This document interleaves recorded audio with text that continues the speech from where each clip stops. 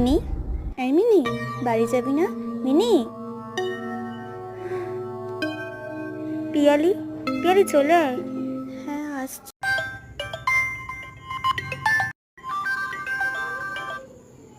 Hello.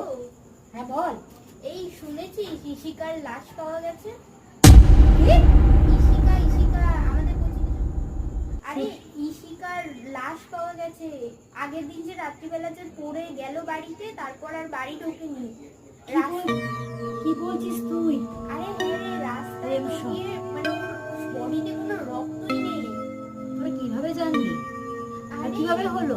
আরে আরে ওখানে যে লোকের স্থানীয় বাসিন্দারা আছে না, ওরা বলছিল যে ওই কোচিনে পড়ে মেয়েটা, ও ও নাকি এরকম ভাবে মারা গেছে। পুলিশও তো এসেছিল, ওদের বাড়ির সামনে দেখলাম পুলিশ আছে।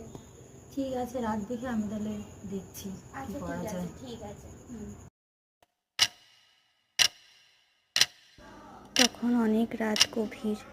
কেউ একজন পিয়ালির পায়ে হাত দিয়েছে। যেহেতু পিয়ালি গভীর নিদ্রায় মগ্ন, ও বুঝতে পারছে কেউ হাত দিচ্ছে, কিন্তু উঠতে পারছে না, এতটাই ঘুমে মগ্ন। হঠাৎ করে একজন ওর মুখের ওপর এসে পড়ল। কিন্তু কে? কে সেই ব্যক্তি যে মুখের ওপর এসে পড়ল? তবে কি পিয়ালি মারা গেল?